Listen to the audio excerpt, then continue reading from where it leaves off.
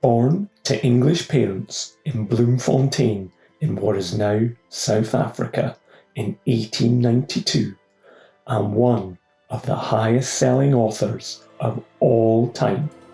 The films of his works are also amongst the highest-grossing of all time. Today's history maker is J.R.R Tolkien. John Ronald Reuel Tolkien was born to English parents Arthur and Mabel, and with a younger brother Hilary, Tolkien returned to England when he was just 3 years old. His father expected to join him later, but he died before leaving Bloemfontein. Setting up home in Birmingham, England, the Tolkien's financial situation was precarious, but Tolkien's intellectual abilities enabled him to pass the entrance examination for the prestigious King Edward School, aged 8.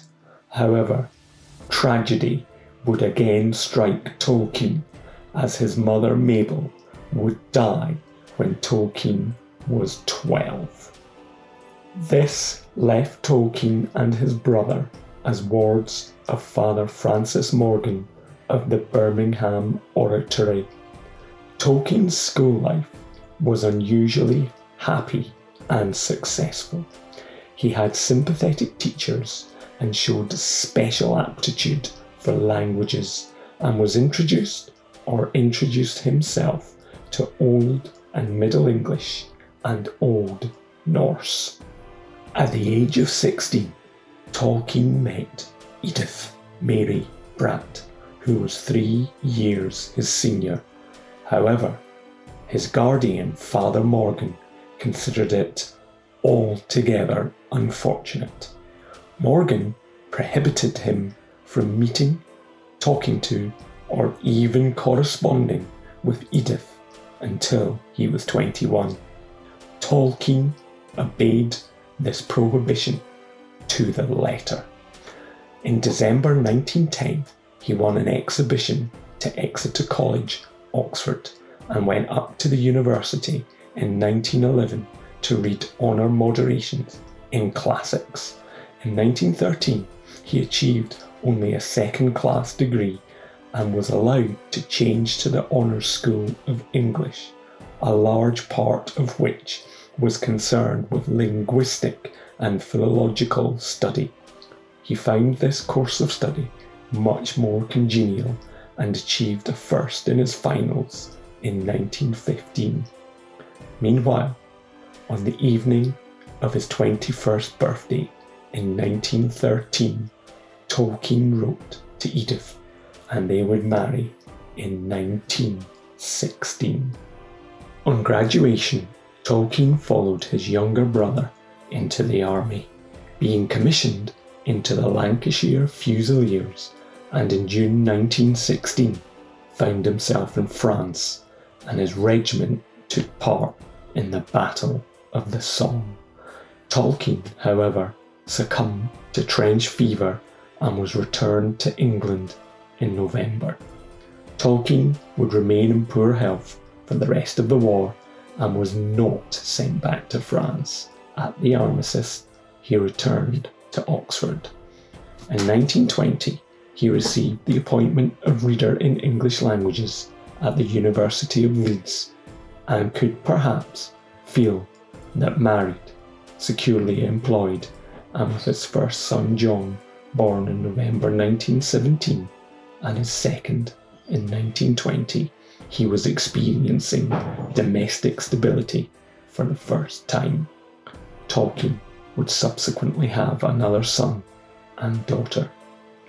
Tolkien's academic career flourished through the 1920s, and he built up the language side of the English department until it rivaled literature in popularity with undergraduates.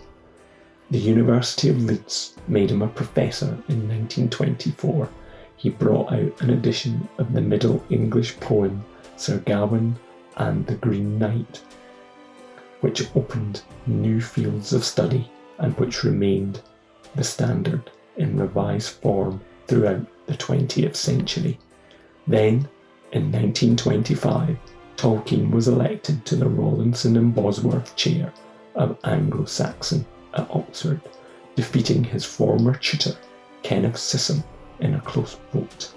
However, his academic prowess lost impetus after this, and it would seem his undoubted philological brilliance had been diverted into fiction. Tolkien had been constructing the story cycle, which was to become the Silmarillion, set in a developed form of the world of early Germanic mythology, inhabited by dragons, dwarves, and heroes, but centred on Tolkien's imagined history of the elves. Tolkien had begun to write the legends and the languages down as early as 1915 in both prose and verse, but little of this work reached print during his lifetime. It did, however, create a setting for the first of Tolkien's works of fiction to be published, The Hobbit, in 1937. In this, Tolkien invented an entirely new mythological race of hobbits who, like their representative Bilbo Baggins, are solid, respectable, and anachronistically English, but with unexpected resilience. The Hobbit began as an amusement for the Tolkien children, reached print rather unexpectedly, a typescript of it having been shown to Stanley Unwin by a former pupil of Tolkien's. Once published, however, it was an equally unexpected success, and Unwin pressed Tolkien for a sequel. Tolkien accordingly began work on what was to become The Lord of the Rings. The tale grew in the telling, to use his own phrase, both in length and in the age of its intended audience. Much of it was read serially as it was composed to the Oxford group known as the Inklings, which centred on Tolkien's close friend and colleague, C.S. Lewis. The Lord of the Rings eventually appeared in print in 3 volumes between July 1954 and October 1955. Reaction was sharply divided. Although Tolkien received favourable reviews from Lewis and W.H. Auden, who had attended his Oxford lectures, many reviews were hostile. However, it sold really well, as did the much reissued Hobbit. The latter became an enormously successful children's book. Both have been translated into almost all major languages. The Lord of the Rings, furthermore, made a major change in public literary taste, creating a wave of imitations. Heroic fantasy remains one of the most commercially successful literary genres and has had a significant impact on the entertainment industry, while the film adaptations, directed by Peter Jackson, proved among the most popular motion pictures of all time. All are developments wholly unimagined, either by Tolkien or his early critics. Tolkien's academic career continued largely unaffected by this popular success. In 1945, he moved to the Merton Chair of English Language and Literature at Oxford, holding it until he retired in 1959. Tolkien's fiction has proved enduringly popular and has indeed remained the focus of a considerable publishing industry, both in itself and through many marketing spin-offs. A deep and abiding hostility has been shown to Tolkien's fiction by many literary critics. Meanwhile, has no doubt several roots, among them an anger that a professor of language should have succeeded so spectacularly in attracting public attention. Another reason may be the anti-modernism which Tolkien displayed on several levels.